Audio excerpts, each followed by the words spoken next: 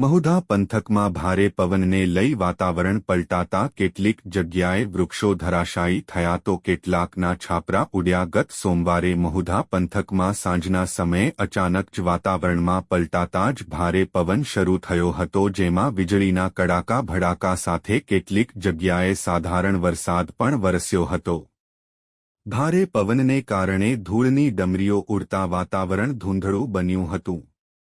અલીણા ચોકડી પર છાપરા ઉડાયા હતા, સાથે સાથે શેરી નજીક રોડ પર વૃક્ષ ધરાશાય થયું તો કેટલાક અન્ય વિસ્તારોમાં પણ છાપરા ઉડાવવાની અને વૃક્ષો ધરાશાયી થવાની ઘટના સામે આવી છે।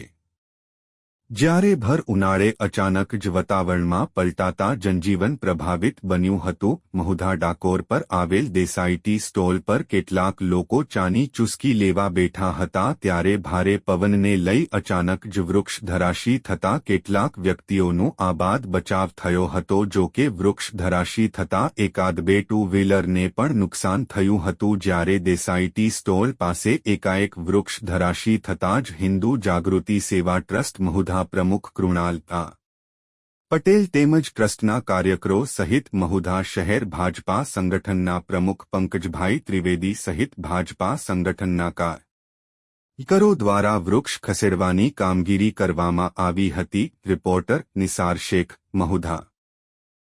જી, તમારું નામ અને આ જે વાવાઝોડું આવ્યું છે તેને લઈને શું કહેશો? મારું નામ પંકજ ત્રિવેદી, મહુધા શહેર સંગઠન પ્રમુખ છું અને અત્યારે હમણાં 5:30 એકદમ ઓચિંતું વાવાઝોડું અને તેની સાથે વરસાદ આવ્યો, જેના લીધે આ રોડ ઉપરની આજુબાજુ દુકાનોમાં ઘણું નુકસાન થયેલું। એમાં એ રોડ ઉપર આવેલી આ સાઈ દેસાઈની હોટલમાં ઝાડ પડેલું અને એ ઝાડ પડ્યું તેમજ ઘણા હોર્ડિંગ્સને બેનરો પણ ઉડી ગયા, કેટલાના પતરા પણ ઉડી ગયા। અત્યારે આ ઝાડનું પડ્યું છે જેના લીધે અત્યારે હાલે આપણે ભાજપ શહેર સંગઠનના તમામ કાર્યકરો બધા સ્થળ પર આવી ગયા અને ઝાડને કાપીને એને દૂર કરવામાં આવ્યું અને અત્યારે હાલમાં કોઈને જાનહાનિ નહીં થયું, પરંતુ કૃણાલ આજાણા પટેલ, હિન્દુ જાગૃતિ સેવા ટ્રસ્ટ પ્રમુખ।